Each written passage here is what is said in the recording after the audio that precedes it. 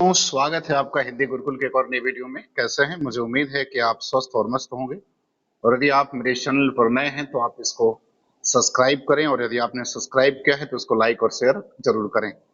तो आज की वीडियो बड़ी महत्वपूर्ण वीडियो है, और नेट की परीक्षा को ध्यान में रखते हुए ये वीडियो बनाई गई है, और मुझे उम्मीद है कि आपको ये पसंद आएगी। और जो विद्यार्थी नेट की परीक्षा देने जा रहे हैं उनके लिए बहुत ही उपयोगी है। तो यदि आप नेट, जेआरएफ या टीजीटी, पीजीटी किसी भी परीक्षा को देने जा रहे हैं तो आपके लिए बड़ी महत्वपूर्ण वीडियो है। तो चलिए शुरू करते हैं आज की वीडियो।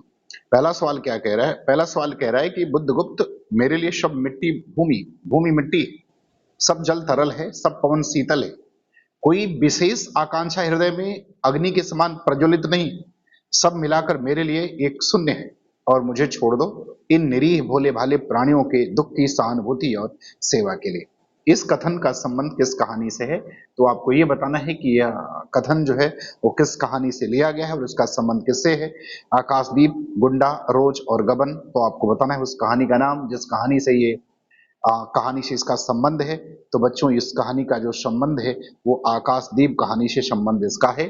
अगर आकाशदीप कहानी की आप बात करें तो ये प्रसाद का तीसरा कहानी संग्रह है, और इस कहानी संग्रह का प्रकाशन जो है वो 1929 में इसका जो है प्रकाशन हुआ था।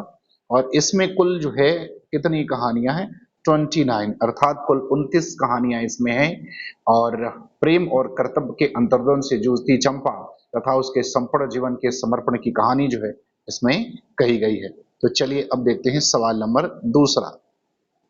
कह रहा है कि अस्वर्ण होता है वह दार्शनिकों का देश, वह महिमा की प्रतिमा, मुझे वह स्मृति नित्य आकर्षित करती है। आकाशदीप कहानी में कथन किसका है?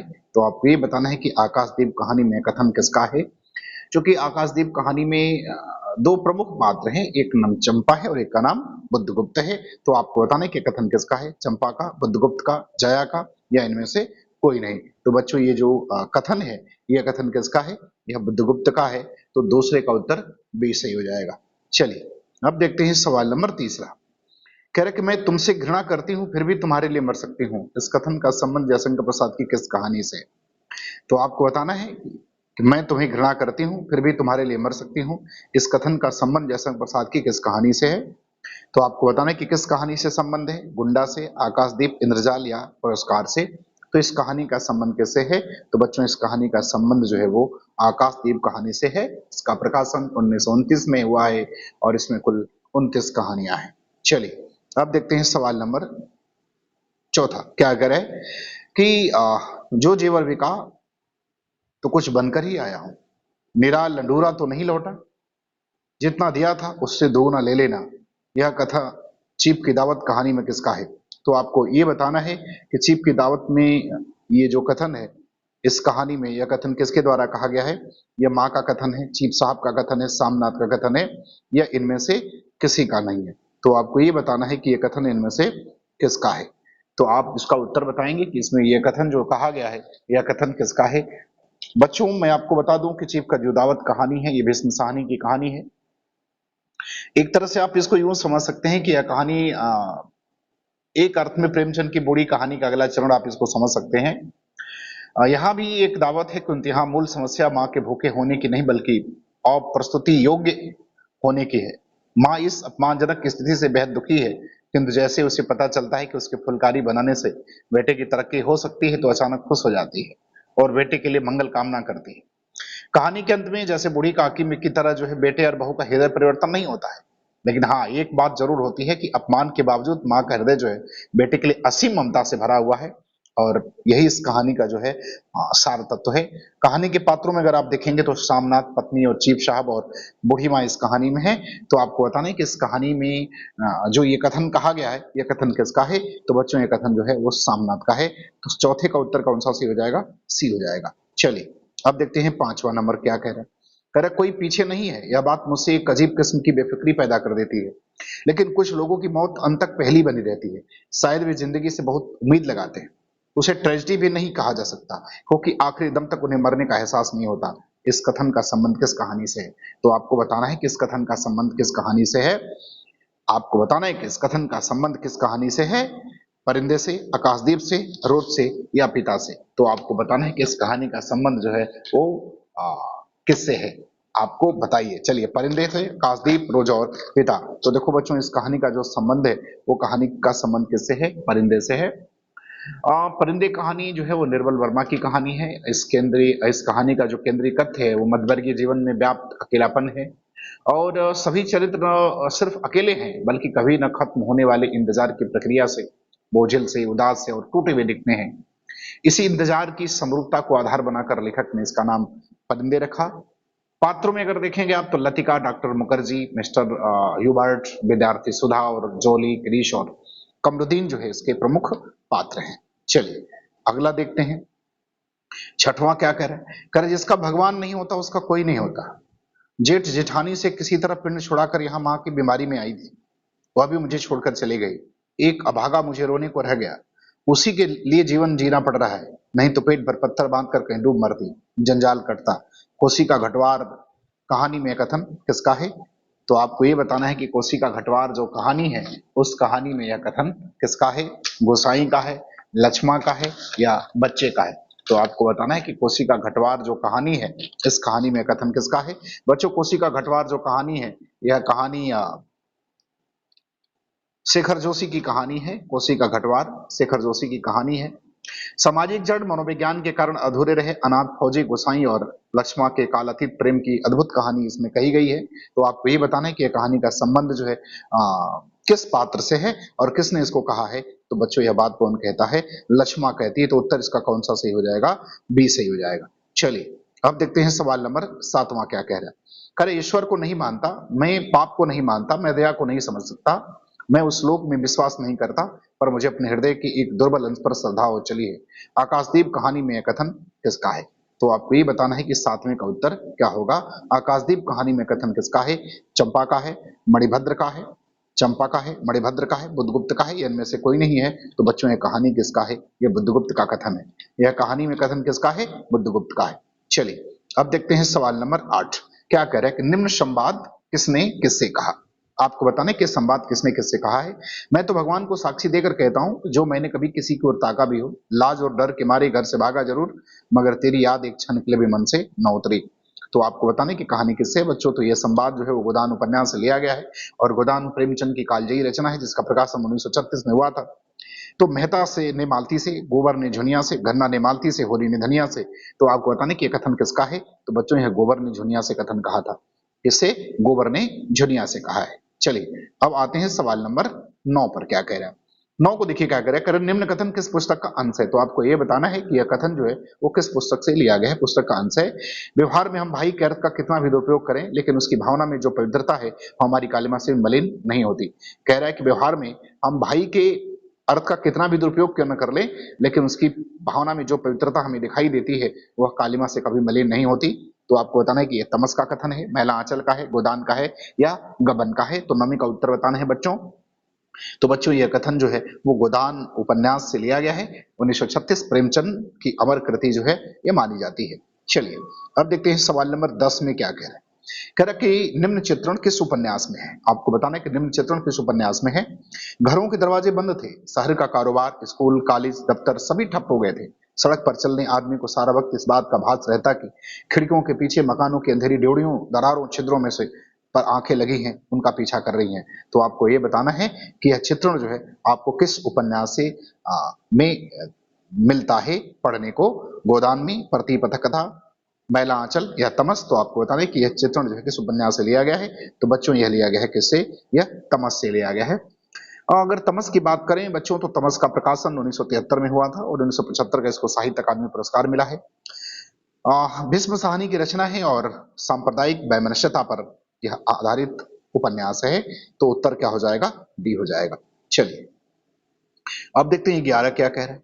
कह रहा किसने किससे कहा मैं फिर काम करूंगा यहीं इसी गांव में, मैं प्यार की खेती करना चाहता हूं, आंसू से भीगी हुई धरती पर प्यार के पौधे लहराएंगे, लहलहाएंगे और मैं साधना करूंगा। तो आपको बताना है कि यह जो है किसने किससे कहा है। क्योंकि बच्चों ये जो है मैला आंचल उपन्यास से लिया गया है। किससे लिया गया है? मैला आंचल उपन्यास से लिया गया है। मैला आंचल उपन्यास फणीश्वर नाथ रेणु का एक आंचलिक उपन्यास है। तो आपको बताना है कि ये किसने किससे कहा है। गोसाई साहब ने लक्ष्मी से, प्यारू ने मौसी से, डॉक्टर प्रशांत ने ममता से, तहसीलदार ने कामता से। तो बच्चों यह बात जो है वो डॉक्टर प्रशांत ने किससे कहा है? ममता से कहा है। नेपाल से सटे उत्तर पूर्वी बिहार के एक पिछड़े ग्रामीण अंचल की कहानी कही गई है। इस उपन्यास में कुल 256 पात्र हैं, चाहे वो छोटे बड़े पात्रों की संख्या 256 है। प्रमुख पात्रों में प्रशांत है, कमली है, बामन दास है, लक्ष्मी है, बालदेव है और विश्वनाथ है जो इसमें प्रमुख पात्र हैं। चलिए अब देखते हैं आगे 12 नंबर कहानी क्या कह रही है। दूर से दबी हुई सी सुनाई देने वाली गड़गड़ाहट पास जाने पर कर्णभेदी घोष में बदल गई। यहाँ का तांडव देखने ही बनता है। चट्टानों पर हजारों मूसल बरस रहे हैं। उपयुक्त पंक्तियां किस कृति से उद्धृत हैं? तो आपको ये बताना है कि ये पंक्ति जो है किससे ली गई है। अतीत के चलचित्र से, लद्दाख की यात्रा, स्मृति की रेखाएं या सौंदर्य की नदी नर्मदा। तो आपको बताना है कि यह कथन जो है किससे लिया गया है। तो बच्चों यह कथन जो है सौंदर्य की नदी नर्मदा से लिया गया है। सौंदर्य की नदी नर्मदा का प्रकाशन 1992 में हुआ था और यह अमृतलाल बेधड़ की जो है एक यात्रा वृत्तांत है और उसी से यह जो है लिया गया है। तो 12वें का उत्तर कौन सा सही हो जाएगा? डी सही हो जाएगा, सौंदर्य की नदी नर्मदा। लेखक किसके हैं? अमृतलाल बेधड़। चलिए अब देखते हैं 13 नंबर सवाल क्या कह रहा है। कह रहा है कि सौंदर्य की नदी नर्मदा यात्रा वृत्तांत का अंतिम पड़ाव क्या है? आपको बताना है कि इसका अंतिम पड़ाव क्या है। मीठी तलाई से कोलियाद, कबीरगढ़ से विमलेश्वर, कोलियाद से भरूच और केली से शूलपाणेश्वर। तो आपको बताना है कि सौंदर्य की नदी यात्रा वृत्तांत का अंतिम पड़ाव क्या है। चूंकि इस यात्रा वृत्तांत की शुरुआत लेखक अपने घर से करता है तो आपको इसका अंतिम पड़ाव बताना है। तो 13 का उत्तर बताइए क्या होगा। तो बच्चों 13 का उत्तर सी वाला सही हो जाएगा, ये इसका अंतिम पड़ाव है। तो 13 का उत्तर क्या होगा? सी हो जाएगा। चलिए अब देखते हैं सवाल नंबर 14 क्या कह रहा है। कह रहा है कि निम्नांकित कथन का संबंध किस कहानी से है। कह रहा है कि निम्नांकित कथन का संबंध किस कहानी से है। उधर हमारी भारत की कुललक्ष्मी सड़क के बिल्कुल किनारे दामन बचाती और संभालती हुई साड़ी की कई तहों में सिमट सिमट कर लोकलाज, स्त्रीत्व और भारतीय गरिमा के आदर्श को अपने परिवेष्टनों में छिपाकर समी सहमी धरती में मुगाड़े कदम कदम बढ़ रही है। आपको बताना है कि इसका संबंध जो है वो किस कहानी से है। रोज से है, अपना अपना भाग्य से है, कोसी का घटवार से है या पिता से है। तो आपको बताना है कि किस कहानी का संबंध किससे है। तो बच्चों इस कहानी का जो संबंध है वो अपना अपना भाग्य से है। अपना भाग्य कहानी जो है ये जैनेन्द्र के द्वारा लिखी गई कहानी है। इसमें जो है शिक्षित मध्यवर्ग की स्वार्थपरकता को उजागर करने वाली कहानी कही गई है और इसमें 20वीं सदी के नैनीताल शहर के परिवेश का चित्रण किया गया है। पात्र में देखें तो कथावाचक पात्र इसमें है, उसका मित्र है, वकील है, 10 वर्षीय बेघर एक पहाड़ी बच्चा है। तो ये कहानी जो है जैनेन्द्र के द्वारा लिखी गई है। रोज कहानी जिसका नाम गैंग्रीन अगे की कहानी है, कोसी का खटवार शेखर जोशी की कहानी है और पिता जो है वो ज्ञान रंजन की कहानी है। चलिए अब देखते हैं सवाल नंबर 15 में क्या कह रहा है। कह रहा है कि प्रस्तुत कथन ईदगाह कहानी में किसका है। अब बच्चों ईदगाह कहानी को पता ही आपको प्रेमचंद की कहानी है। चलो मनो आटा पीस डालती है, जरा सा बैट पकड़ लेगी तो हाथ कांपने लगेंगे।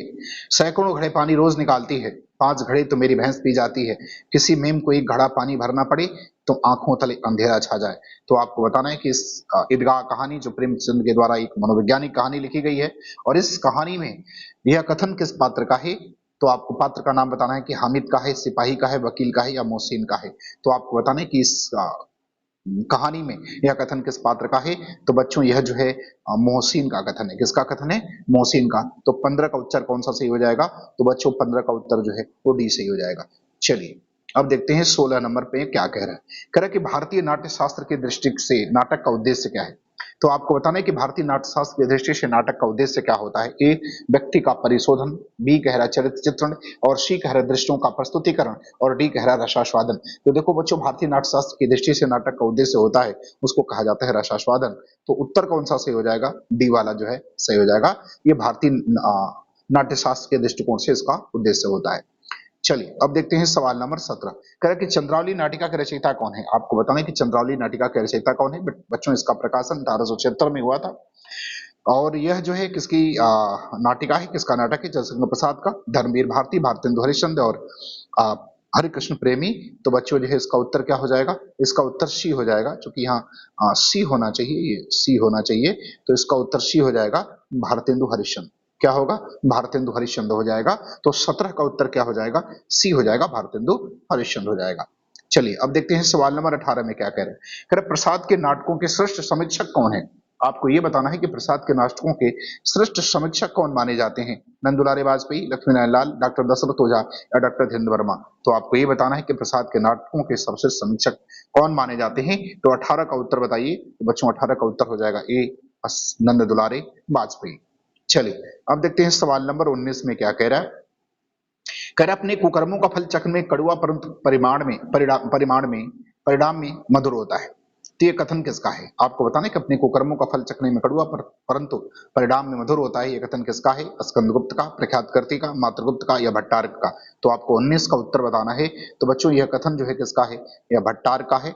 और भट्टार जो है वो जयशंकर प्रसाद के उपन्यास सॉरी नाटक स्कंदगुप्त का पात्र है। किसका है?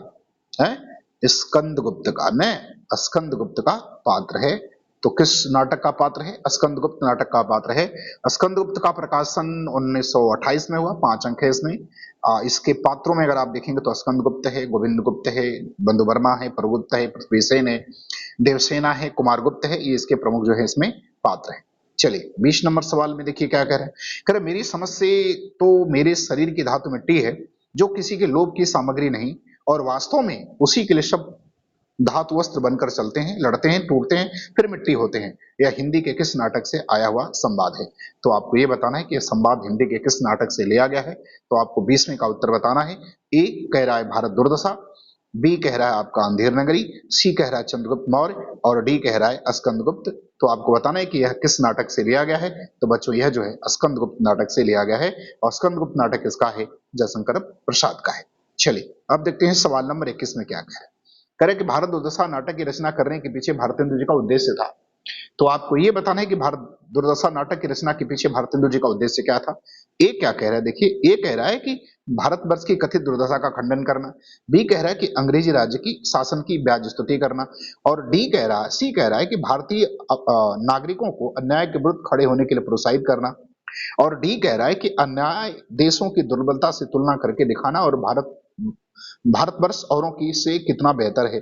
तो आपको ये बताना है कि इसमें से कौन सा कथन जो है वो भारतेंदु के नाटक के संदर्भ में सही है, कि भारतेंदु जी का जो नाटक भारत दुर्दशा है उसका उद्देश्य इसमें से कौन आपको दिखाई देता है या कौन आपको परिलक्षित होता है इस कथन में। तो बच्चों इस कथन में जो सी वाला ऑप्शन है ये इसका उद्देश्य है। इस नाटक के माध्यम से भारतेंदु हरिश्चंद्र ने भारतीय जो नागरिक हैं उन्हें अन्याय के विरुद्ध खड़े होने के लिए और प्रोत्साहित करने के लिए उन्होंने इस नाटक को जो है नाटक को लिखा था। तो 21 का उत्तर जो है वो सी हो जाएगा। चलिए अब देखते हैं सवाल नंबर 22। करें अन्य हिंदी नाटककारों की अपेक्षा जो है भारतेंदु जी की विशेषता क्या थी। तो आपको ये बताना है कि अन्य हिंदी नाटककारों की अपेक्षा भारतेंदु जी के नाटक की विशेषता क्या थी। पहला कह रहा है कि ठेठ बनारसी बोली का प्रयुक्त होना। बी कह रहा है कि रचना, मंचन, निर्देशन, अभिनय, विज्ञापन और मूल्यांकन से जुड़ना। सी कह रहा है नाटकों की रचना समान मात्रा में गद्य पद्य में करना। और डी कह रहा है कि हिंदी नाटकों की पार्श्विक मंच पर खेले जाने के सहयोग देना। तो आपको बताना है कि इसमें से कौन सी बात जो है आपको सही दिखाई देती है 22 वाले में। तो देखिए बच्चों भारतेंदु नाटकों की जो विशेषता अन्य नाटककारों की अपेक्षा जो विशेषता थी वो ये थी। बी वाला ऑप्शन सही हो जाएगा आपका। रंगमंच, रचना, मंचन, निर्देशन, अभिनय, विज्ञापन और मूल्यांकन से जुड़ना। ये भारतेंदु जी के नाटक की जो विशेषता थी, जो भारतीय अन्य नाटककार थे उनसे इसको अलग करती थी। तो 22 का उत्तर क्या सही हो जाएगा, बी हो जाएगा। चलिए अब देखते हैं सवाल नंबर 23 में क्या कह रहा है। कह रहे कि एक जमाने में नाटकों के असंभव समझे जाने वाले दृश्यों को भी आज की वैज्ञानिक तकनीकी से मंचों पर प्रस्तुत करना सुगम हो चुका है।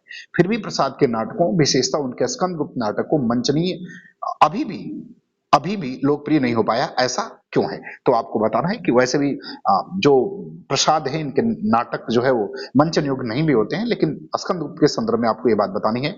ए दृश्य बहुत जल्दी जल्दी बदलते हैं। बी पात्रों की उम्र अचानक बड़ी हो जाती है, अचानक ही बढ़ गई होती है। सी नाटक देखने वाली जनता प्रसाद के नाटकीय संवादों की भाषा के स्तर तक नहीं पहुंच पाती है। और डी कह रहा है कि अभिनेताओं अभिनेत्रियों की पोशाकें इतने पुराने जमाने की हैं कि उनके रूप साज पोशाक जुटा पाना संभव नहीं होता है। तो 23 का उत्तर आपको बताना है कि 23 में उत्तर क्या सही होगा।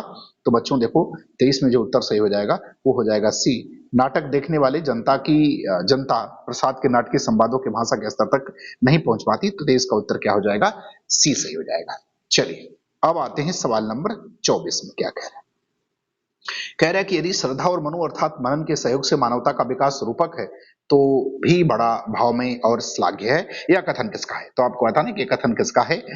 आचार्य नंद दुलारे वाजपेयी, आचार्य नंद दुलारे है ना, ये नंद बुलारे हो गया है, इसका नाम क्या है? नंद दुलारे वाजपेयी है, ये गलत हो गया है, तो इसको आप नंद दुलारे वाजपेयी पढ़ें। आचार्य नंद दुलारे वाजपेयी, डॉक्टर नगेंद्र, जयशंकर प्रसाद और मुक्तिबोध। तो आपको बताना कि कथन किसका है। तो बच्चों ये कथन जयशंकर प्रसाद का है। तो उत्तर आपका कौन सा सही हो जाएगा? सी सही हो जाएगा। चलिए अब बात करते हैं 25 नंबर सवाल का। कह रहे कि प्रकृति का जो सूक्ष्म चित्रण सुमित्रानंद पंत जी की कविताओं में मिलता है वैसा अन्यत्र क्यों नहीं मिलता? तो आपको ये बताना है कि प्रकृति का जो सूक्ष्म चित्रण हमको पंत की रचनाओं में दिखाई देता है वैसा अन्यत्र क्यों नहीं मिलता है। ए कह रहा है कि प्रकृति निरीक्षण का सुअवसर और उनके प्रति समर्पित मनोभाव किसी और कवि में न आ सका। बी कह रहा है कि पंत जी को अल्मोड़े में बचपन बिताने तथा व्यवस्था में इलाहाबाद में रहने का जो अवसर मिलता था वैसा किसी दूसरे को नहीं मिल पाया। सी कह रहा है कि प्रकृति चित्रण करने की अपेक्षा विचारधाराओं का विश्लेषण करना श्रेष्ठ है। और ए कह रहा है, डी कह रहा है कि प्रकृति चित्रण में कथा वस्तु को पिरोने की गुंजाइश कम होती है। ये चूंकि ऑप्शन डी है, ये हो गया है, डी ऑप्शन है।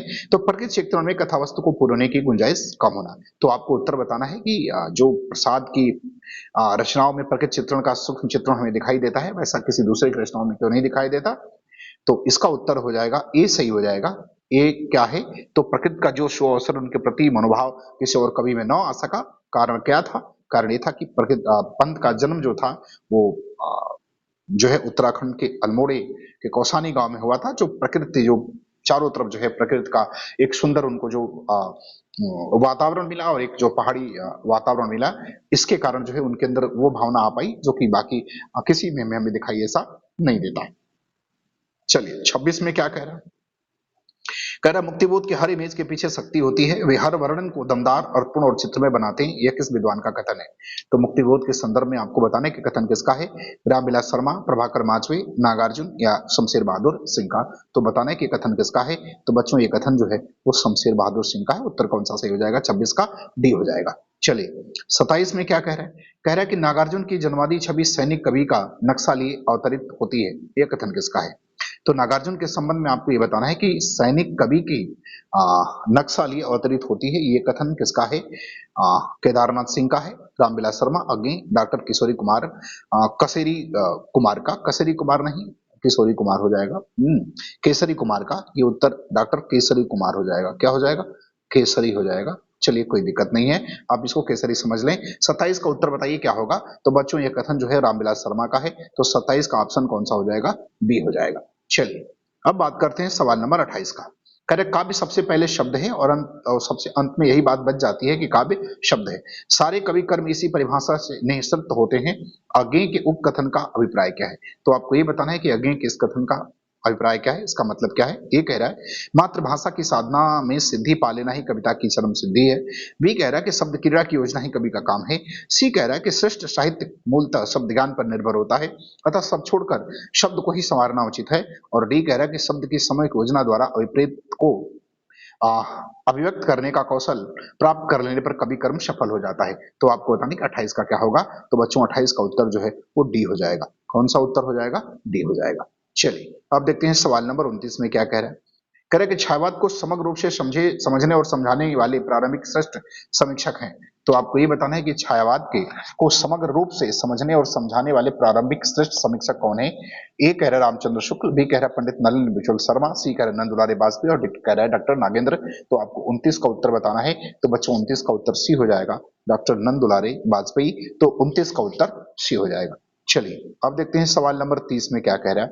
कह रहे दुख की पिछली रजनी बीच विकसता सुख का नवल प्रकाश किस काव्य कृति का प्रबोध वाक्य है। तो आपको ये बताना है कि यह किस कवि का प्रबोध वाक्य है। पल्लव का है, राम की शक्ति पूजा, चांद का मुंह टेढ़ा या कामायनी का है। तो आपको बताना है कि यह किस काव्य कृति का प्रबोध वाक्य है। तो बच्चों यह जो है कामायनी का प्रबोध वाक्य है। कामायनी जयशंकर प्रसाद की रचना है जिसका प्रकाशन 1935 में हुआ था। तो 30 का उत्तर क्या हो जाएगा? बी हो जाएगा। चलिए 31 में देखते हैं क्या कह रहा है। कह रहा है प्रेम मार्ग का ऐसा प्रवीण और धीर पथिक तथा जमाजी का ऐसा दावा करने वाला ब्रज भाषा का दूसरा कवि नहीं हुआ। किस भाषा का? ब्रज भाषा का। ये ब्रज भाषा है ना, ब्रजभाषा का। ब्रजभाषा का दूसरा कवि नहीं हुआ। आचार्य शुक्ल का उक्त कथन किस रीत कवि के विषय में है? तो आपको बताना है कि ये कथन जो है रीतकाल के कवि किस कवि के विषय में है? बिहारी देव घनानंद या रसलीन। तो आपको 31 का उत्तर बताना है, तो बच्चों 31 का उत्तर सी हो जाएगा। यह घनानंद के संदर्भ में शुक्ल जी का कथन है। चलिए अब सवाल नंबर देखिए 32 में क्या कहे, करे इनका अर्थ षष्ठ और नवोन्मेष बिरले ही कवियों में मिलता है। रीतिकाल के कवियों में ये बड़े ही प्रगल्भ और प्रतिभा संपन्न कवि थे। शुक्ल जी का कथन किस कवि के संदर्भ में है? ए भूषण, बी देव, सी सेनापति और डी पद्माकर। तो आपको बताना है कि 32 का उत्तर क्या होगा, यह किस कवि के संदर्भ में शुक्ल जी ने यह बात कही है? तो बच्चों यह जो है देव के संदर्भ में कही है। किसके संदर्भ में कही है? देव के संदर्भ में कही है। और देव रीतिकाल के जो है रीतिबद्ध जो है एक कवि है। चलिए अगला देखते हैं सवाल नंबर 33 में क्या कह रहा है। कह रहा है कि जिस कवि में कल्पना की समाहार शक्ति के साथ साथ भाषा की समाज शक्ति जितनी अधिक होगी उतना ही वह मुक्तक रचना में सफल होगा। यह क्षमता बिहारी में पूर्ण रूप से वर्तमान थी। यह कथन मूलतः किस कवि का है? तो आपको बताना है कि यह मूलतः कथन जो है किस विद्वान का है? आचार्य शुक्ल का, आचार्य हजारी प्रसाद द्विवेदी का, आचार्य विश्वनाथ प्रसाद मिश्र का और डॉक्टर रामकुमार वर्मा का। तो आपको बताना है कि बिहारी के संदर्भ में यह बात किस आलोचक ने या किस विद्वान ने यह बात कही है? तो बच्चों यह बात जो है वो शुक्ल जी ने कही है बिहारी के संदर्भ में। तो उत्तर आपका ए सही हो जाएगा। तो 33 का कौन सा सही होगा? ये हो जाएगा। चलिए 34 नंबर सवाल में देखिए क्या कह रहे हैं। कह रहे कि रीतिकाल में नीति विषयक काव्यों की रचना इनमें से किसने नहीं की है? तो आपको बताना है कि रीतिकाल में ऐसा कौन सा कवि इसमें से है जो नीति विषयक काव्यों की रचना नहीं की है? पहला कह रहा भृंद, बी गिरधर कविराय, सी नागरीदास और डी कह रहा दीनदयाल गिरी। तो आपको बताना है कि इसमें उत्तर कौन सा सही होगा 34 का? तो देखो बच्चों 34 का जो उत्तर सही हो जाएगा वो हो जाएगा नागरीदास। इन्होंने जो है नीति परक या नीति विषयक जो है रचना नहीं की है। तो 34 का सी सही हो जाएगा। चलिए अब देखते हैं सवाल नंबर 35 में क्या कह रहे हैं। कह रहे कि निम्नलिखित में से कौन सी विशेषता रीत मुक्त सूक्ष्मतावादी काव्य की मुख्य विशेषता नहीं है? तो आपको ये बताना है कि कौन सी जो विशेषता है वो सूक्ष्मतावादी काव्य की मुख्य विशेषता नहीं है। ए भावावेश का उच्छल प्रवाह, बी व्यक्तिपरकता, सी सब प्रकार की रूढ़ियों से मुक्ति और डी कह रहा है कि शैल्पिक चमत्कार प्रदर्शन। तो आपको बताना है कि कौन सी इसमें मुख्य विशेषता नहीं है। तो बच्चों इसका उत्तर हो जाएगा डी वाला ऑप्शन जो है इसमें सही हो जाएगा। शैल्पिक जो है चमत्कार प्रदर्शन या शिल्पगत चमत्कार प्रदर्शन इसमें जो है वो आपको दिखाई नहीं देता है। तो 35 का उत्तर डी सही हो जाएगा। चलिए सवाल नंबर 36 में कह रहे हैं कि हिंदी काव्य धारा की हिंदी काव्य शास्त्र की निम्नांकित कृतियों का सही कालक्रम क्या है? तो आपको बताना है कि हिंदी काव्य शास्त्र की निम्नांकित कृतियों का सही क्रम क्या है? ए रसिक प्रिया, कवि कुल तलु, क्रम निर्णय और रस रहस्य, बी रसिक प्रिया, कवि कुल तलु, कवि कुल कल्पतरु, रहस्य रहस्य काव्य निर्णय, सी कह रहा है रस रहस्य काव्य निर्णय, कवि कुल कल्पतरु, रसिक प्रिया और डी कह रहा है कवि कुल कल्पतरु, रसिक प्रिया, काव्य निर्णय और रस रहस्य। तो आपको बताना है कि इसमें सही कालक्रम जो है वो कौन सा सही हो जाएगा 36 का? तो बच्चों 36 का जो कालक्रम सही हो जाएगा वो बी होगा। क्यों? रसिक प्रिया 1648 समोत, कवि कुलतरु 1707 समोत और रहस्य रहस्य 1727 और 1803 काव्य निर्णय। तो ये जो है इनका समय है, इसलिए जो है बी वाला ऑप्शन हो वो सही हो जाएगा। चलिए 37 में क्या कह रहा है? कह रहा है इनमें से रामचंद्र शुक्ल से संबंधित कौन सा कथन सही नहीं है? तो आपको बताना है कि इनमें से कौन सा रामचंद्र शुक्ल से संबंधित कथन सही नहीं है। ये कह रहा है कि उन्होंने प्रारंभ में ब्रज भाषा और खड़ी बोली में फुटकर कविताएं लिखी। बी कह रहा है कि आचार्य शुक्ल ने प्रारंभिक लेख और गंभीर चेतन परक निबंध जो है वो चिंतामणि भाग 2 में संकलित है। सी कह रहे कि उनके सैद्धांतिक समीक्षा पर लिखे निबंध रस मीमांसा नामक ग्रंथ में संकलित है। और डी कह रहे कि उन्होंने अंग्रेजी में लिखी एक पुस्तक का बुद्धचरित नाम से हिंदी में पद अनुवाद किया। तो ये बात गलत है, ऐसा कुछ नहीं है। बुद्धचरित हिंदी में जो है वो अशोक घोष की रचना है जो संस्कृत में लिखी गई। तो ऐसा कुछ भी नहीं है। तो उत्तर कौन सा सही हो जाएगा? डी हो जाएगा, बाकी ऊपर वाले सारे सही है। चलिए अब देखते हैं सवाल नंबर 39 में क्या कह रहे कि आचार्य नंदुलाल वाजपेयी की समीक्षा पद्धति से संबंधित कौन सा कथन सही नहीं है? तो आपको 38 का उत्तर बताना है कि कौन सा इनसे संबंधित नहीं है। इन्होंने शुक्ल की समीक्षा पद्धति को भी आगे बढ़ाया। बी कह रहा है कि शुक्ल जी के सिद्धांतों को यथावत स्वीकार कर शैवादी काव्य की सौंदर्य शास्त्रीय समीक्षा की। और सी कह रहा है कि वे साहित्य की प्रगति द्वंदात्मक नहीं धारावाहिक मानते हैं। और डी कह रहा है कि उनके अनुसार श्रेष्ठ साहित्य की रचना युग चेतना को अंगीकार के बिना संभव नहीं है। तो 38 का उत्तर आपको बताना है। तो बच्चों देखिए इसका 38 का उत्तर जो हो जाएगा वो बी हो जाएगा कि शुक्ल जी के सिद्धांतों के यथावत स्वीकार कर स्वतंत्रतावादी काव्य की सौरशास्त्रीय समीक्षा की। ऐसा नहीं है, उनके सिद्धांतों की को यथावत इन्होंने स्वीकार नहीं किया है। चलिए अब देखते हैं 39 में क्या कह रहे हैं कि निबंधकार आचार्य हजारी प्रसाद द्विवेदी से संबंधित कौन सा कथन गलत है? तो आपको ये बताना है कि आचार्य जो हजारी प्रसाद द्विवेदी हैं तो निबंधकार उनसे संबंधित कौन सा कथन गलत है? ए इनके निबंधों में विद्वता और सरसता का मणिकांचन योग हुआ है। बी, इनके गंभीर अनुसंधान परक निबंधों में तत्व चिंतन की प्रधानता और विनोदमयता का अभाव है। सी, इनके निबंधों में अतीत के मूल्यों के प्रति सदैव ममत्व के साथ नवीन के प्रति भी स्वाभाविक उत्साह है। और डी, इनके प्राचीन सांस्कृतिक साहित्यिक संदर्भों की रोचक जानकारी के साथ नए मानव मूल्यों को भी रूपांतरित किया गया है। तो 39 का उत्तर आपको बताना है कि कौन सा जो है कथन गलत है। तो इसमें 39 का जो उत्तर सही हो जाएगा बच्चों, वो हो जाएगा बी वाला जो है कथन, वो गलत है कि इन्हें गंभीर अनुसंधान परक निबंधों में तत्व चिंतन की प्रधानता और विनोदमयता का अभाव है, ऐसा एकदम नहीं है। तो इसका उत्तर जो है वो बी सही हो जाएगा। तो 39 का बी सही हो जाएगा। चलिए अब देखते हैं सवाल नंबर 40 क्या कह रहा है। कह रहा है कि नाटककार प्रसाद से संबंधित कौन सा कथन सही नहीं है। तो आपको ये बताना है कि नाटककार प्रसाद से संबंधित कौन सा कथन सही नहीं है। ये कह रहा है प्रसाद प्रथम नाटककार हैं जिन्होंने अपने पात्रों को स्वतंत्र व्यक्तित्व प्रदान किया। बी कह रहा है कि प्रसाद के सभी पात्रों में ज्ञात्मकता है, परिवर्तन की आकांक्षा है। सी कह रहा है कि नाटक के माध्यम से प्रसाद ने सांस्कृतिक पुनरुत्थान का प्रत्युत प्रयास किया है। और डी कह रहा है कि उन्होंने सभी नाटक रंगमंच को ध्यान में रखते हुए लिखे हैं और पूर्णतः अभिनय है। तो आपको बताना है कि इसका उत्तर 40 वाले का कौन सा सही हो जाएगा। तो सही नहीं है, तो देखो बच्चों वो सही नहीं है, डी वाला सही नहीं है, क्योंकि ऐसा उन्होंने कुछ भी नहीं किया है, रंगमंच को ध्यान में रखते हुए उन्होंने नहीं लिखा है। चलिए 41 में क्या कह रहा है। कह रहे कि भारतेंदु कालीन साहित्य और उनकी प्रवृत्तियों से संबंधित कौन सा कथन सही नहीं है। तो आपको ये बताना है कि भारतेंदु कालीन साहित्य और उसकी प्रवृत्तियों से संबंधित कौन सा कथन सही नहीं है। ये कह रहा है कि रीतिकाल की तुलना में इस काल के साहित्य में विषय चयन में व्यापकता और विविधता आई। बी कह रहा है कि इस काल में मातृभूमि प्रेम, स्वदेशी वस्तुओं का प्रयोग तथा शिक्षा के प्रचार प्रसार पर बल दिया गया। सी कह रहा है कि बाल विवाह, भ्रूण हत्या, विधवा विवाह जैसे निषेध जैसी सामाजिक कुरीतियों पर भी इस काल के लेखकों ने जमकर प्रहार किया। और डी कह रहा है कि राजभक्ति की अपेक्षा राष्ट्रभक्ति को प्राथमिकता देते हुए इस काल के साहित्यकारों ने अंग्रेजी राज्य की सब प्रकार से भर्त्सना की। तो आपको बताना है कि कौन सा कथन जो इसके संदर्भ में सही नहीं है। तो बच्चों डी वाला संदर्भ इसमें सही नहीं है, क्योंकि ऐसा एकदम नहीं था कि भारतेंदु काल के जितने भी कवि थे उन्होंने बड़ा विरोध किया अंग्रेजी शासन का और उनमें राष्ट्रभक्ति को प्राथमिकता दिया, बल्कि राष्ट्रभक्ति और राजभक्ति दोनों को प्राथमिकता दिया। तो ऐसा एकदम नहीं है। तो 41 का डी सही हो जाएगा। चलिए सवाल नंबर 42 में क्या कह रहे हैं। कह रहे कि भारतेंदु हरिश्चंद्र से संबंधित कौन सा कथन सही नहीं है। तो 42 में आपको बताना है कि भारतेंदु से संबंधित कौन सा कथन सही नहीं है। वे नवयुग के अग्रदूत, ए कह रहा है कि वे नवयुग के अग्रदूत और हिंदी साहित्य में आधुनिकता के जन्मदाता थे। बी कह रहा है कि उन्होंने भारतीय जीवन की समस्त बुराइयों को निंदा कर उसके स्वशस्त और प्रशस्त बनाने की चेष्टा की। सी कह रहा है कि गद्य और पद्य दोनों में उन्होंने खड़ी बोली हिंदी का व्यवहार किया। और डी कह रहा है कि उन्होंने देशभक्ति के साथ साथ राजभक्ति को भी अपनी काव्य का वर्ण विषय बताया।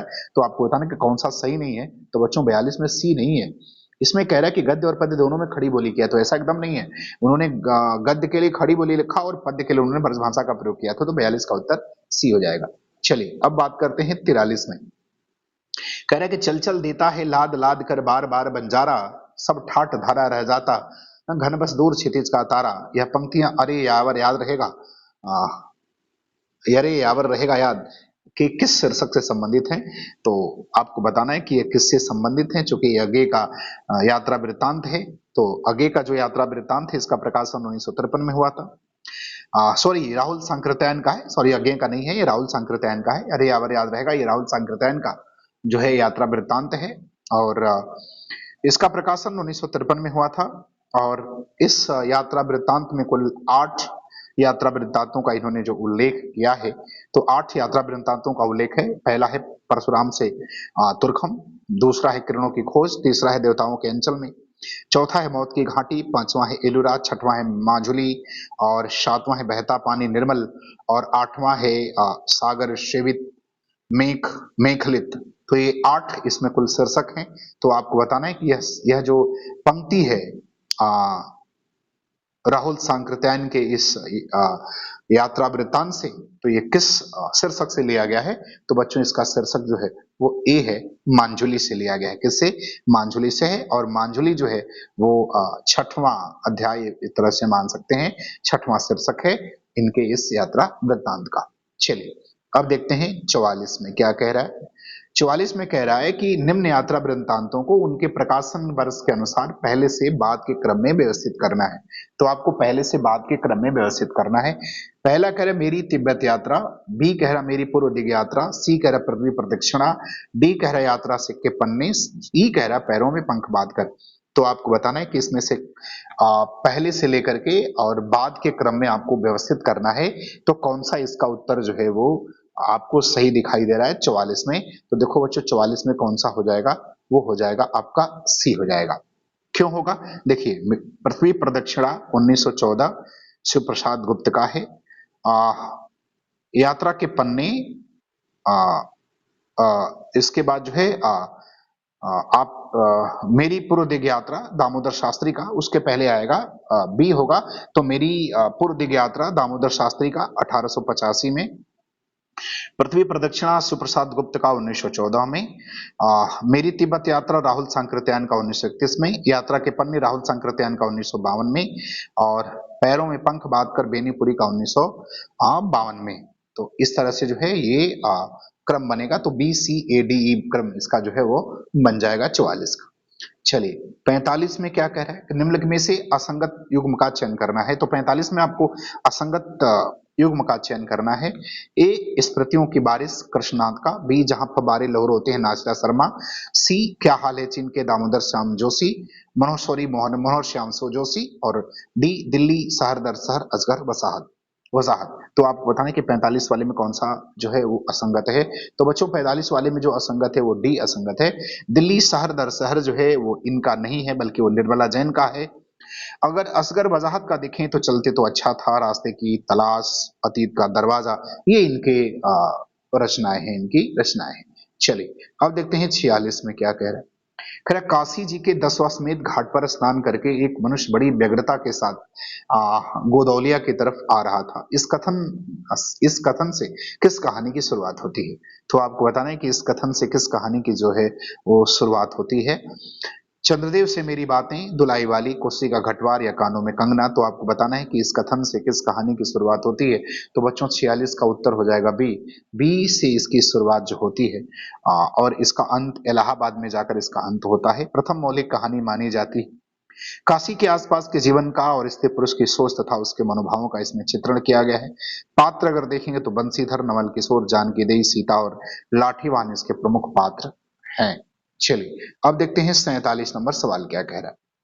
47 नंबर सवाल कह रहा है कि इंसान इसलिए जिंदा रहता है, क्या करे उसे कोई और बेहतर काम करने को नहीं मिलता। यह कथन परिंदे कहानी के किस पात्र का है। तो आपको 47 का बताना है कि परिंदे के किस पात्र की जो कहानी है उसके कि किस पात्र का यह कथन जो है आपको 47 का उत्तर बताना है। तो बच्चों इसके जो पात्र हैं डॉक्टर मुखर्जी, ये इनका कथन है। तो डॉक्टर मुखर्जी का कथन है ये किस कहानी में, परिंदे कहानी में। परिंदे कहानी निर्मल वर्मा की 1960 में प्रकाशित हुई थी, चूंकि 1957 में ही ये अमृत राय ने इसको हंस में प्रकाशित किया था, लेकिन इसका प्रकाशन जो है 1960 में हुआ है। चलिए अगला देखते हैं। किस कहानी में मांगरोरी की व्यथा से सहानुभूति व्यक्त की गई है। तो आपको 48 में बताना है कि किस कहानी में मांगरोरी की व्यथा से सहानुभूति व्यक्त की गई है। ए रोज, बी राई, सी धुलाई वाली, और डी कानों में कंगना। तो 48 में आपको उत्तर बताना है कि इसका उत्तर क्या सही होगा। तो बच्चों 48 का उत्तर हो जाएगा बी, राही कहानी में। किस कहानी में, राही कहानी में जो है यह बात जो है वो व्यक्त कही गई है। राही कहानी में यह बात कही गई है। और राही कहानी किसकी है, सुभद्रा कुमारी चौहान की कहानी है। राही राही की में व्यवस्था के कारण की गई चोरी की जानकारी से दुखी होकर अनीता द्वारा तत्कालीन कांग्रेसी आंदोलनकारियों की सत्ता लोलुपता और भोंग पर चिंतन तथा व्यस्त गरीबियों की सेवा को वास्तविक देशभक्त समझने वाले स्वप्न से बनी हुई कहानी है। जेल का परिवेश है। चोरी की दोषी राही की स्वतंत्रता और सेनानी अनीता इसके जो है वो पात्र हैं। चलिए अब देखते हैं सवाल नंबर 49 में क्या कह रहे हैं। करेक्ट, तुलसीराम कृत मुर्दहिया के संबंध में सही नहीं है। तो आपको बताना है कि तुलसीराम की जो मुर्दहिया जो उनकी आत्मकथा है उसके संदर्भ में क्या सही नहीं है। ए तुलसीराम ने 10वीं कक्षा में गौतम बुद्ध, अब्राहम लिंकन, गांधी, नेहरू आदि महापुरुषों के बारे में जाना। बी कह रहे मुर्दहिया का तीसरा अंश अकाल और अंधविश्वास है। सी कह रहे कि हाई स्कूल समाप्त कर तुलसीराम बुद्ध की तरह घर से भाग जाना चाहते थे। और डी दलित बच्चों को मुंशी जी चमरकट कहकर अपना गुस्सा प्रकट करते थे। तो आपको बताना है कि इसमें से कौन सा कथन जो है वो सही नहीं है। तो बच्चों 49 का जो पहला वाला है यह इसमें सही नहीं है। तो जी तुलसीराम की जो ये रचना मुर्दहिया है इसका समय 2010 दो भाग में है, मुर्दहिया और मरकड़ी का। और जो है ये इनकी आत्मकथा है, किसकी, तुलसीराम की। चलिए अब देखते हैं 50 नंबर सवाल में क्या कह रहे हैं। कह रहे क्या भूलूं के याद करो लेखक ने अपने पिता के किस प्रकार से गीता वाचन का उल्लेख किया है। क्या भूलूं क्या याद करूं के संदर्भ में आपको बताना है। यह जो है आत्मकथा हरिवंश राय बच्चन की आत्मकथा है, तो आपको बताना है उसके संदर्भ में तो किस प्रकार का उन्होंने अपने पिता के संदर्भ में बात कही कि आपको किस प्रकार वाचन करना चाहिए। सस्वर वाचन, गुनगुनाकर, मौन रहकर या ऊंचे स्वर में। तो बच्चों इसका उत्तर क्या हो जाएगा, इसका उत्तर हो जाएगा मौन रह करके। तो उन्होंने क्या कहा था, उन्होंने कहा था कि भाई आपको मौन रह करके जो है गीता का क्या करना चाहिए, उल्लेख करना चाहिए। चलिए अब देखते हैं सवाल नंबर 51। कह रहे कि तुम्हारा पथेरा डाबी दाबी पढ़ लिया, पुस्तक उत्तेजक है अर्थात अंग्रेजी शासन के विरुद्ध पाठकों के मन को अप्रसन्न करती है। आवारा मसीहा में यह कथन किसका है? शरदचंद्र चट्टोपाध्याय, रविन्द्रनाथ टैगोर, द्विजेंद्र लाल राय, भूपेंद्र नाथ बंदोपाध्याय। तो आपको बताना है कि यह आवारा मसीहा के संदर्भ में यह कथन किसका है। तो बच्चों यह कथन जो है वो रविन्द्रनाथ टैगोर का है। किसका कथन है? रविन्द्रनाथ टैगोर का है। प्रकाशन 1974 में हुआ। यह जीवनी जो है 3 भागों में है, दिशाहारा, दिशा की खोज और दिशांत। प्रमुख पात्रों में केदारनाथ, मोतीलाल, भुवन मोहिनी, राजू इसके प्रमुख पात्र हैं। चलिए 52 में देखिए, निम्न में से कौन सी रचना हरिशंकर परसाई द्वारा रचित नहीं है। तो आपको बताना कि कौन सी रचना हरिशंकर परसाई द्वारा रचित नहीं है। ए प्रेमचंद के फटे जूते, बी हंसते हैं रोते हैं, सी वैष्णव की फिसलन और डी एक कुत्ता और एक मैना।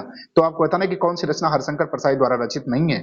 तो बच्चों इसमें से एक कुत्ता और एक मैना जो है ये इनके द्वारा रचित नहीं है, क्योंकि यह एक निबंध है और यह हजारी प्रसाद द्विवेदी का निबंध है और इसमें जो है पशु के प्रति मानवीय प्रेम का प्रदर्शन किया गया है। चलिए अब देखते हैं सवाल नंबर 53। कह रहा है कि गुण प्रत्यक्ष नहीं होता है, उसके आश्रय और परिणाम प्रत्यक्ष होते हैं। अनुभवनात्मक मन को आकर्षित करने वाला आश्रय और परिणाम है, परिणाम है, गुण नहीं। उपरोक्त कथन किस निबंध का है? करुणा, छात्रधन, श्रद्धा भक्ति और क्रोध। तो 53 का उत्तर बताना है। तो बच्चों ये उत्तर जो हो जाएगा किसका हो जाएगा? श्रद्धा भक्ति का जो है यह कथन है। चलिए अब सवाल नंबर 44 में क्या कह रहे कि डिसलॉयल्टी किस नाटक की पात्र है। तो आपको बताना है कि डिसलॉयल्टी किस नाटक की पात्र है। ए नीलदेवी, बी भारत दुर्दशा, सी अंधेर नगरी और डी चंद्रवली नाटिका। तो बताना है कि डिसलॉयल्टी जो है वो किस नाटक की पात्र है। तो बच्चों डिसलॉयल्टी जो है वो भारत दुर्दशा की पात्र है। किसकी रचना है? भारतेंदु हरिश्चंद्र की रचना जो है यह है आपको। चलिए और देखते हैं बच्चों आज का अंतिम सवाल। सुबह सुबह से के रंग शीर्षक यात्रा वृत्तांत के लेखक कौन है? सुबह के रंग जो शीर्षक यात्रा वृत्तांत है इसके लेखक कौन है? विभूति राय, अमृत राय, नागार्जुन या दिनकर। तो इसके लेखक कौन है? तो बच्चों इसके लेखक हैं अमृत राय। कौन है? अमृत राय है। ठीक, तो मुझे उम्मीद है कि आपको मेरी ये वीडियो पसंद आई होगी। अगर आपको अच्छी लगे तो आप इसको लाइक शेयर और सब्सक्राइब जरूर करें। धन्यवाद।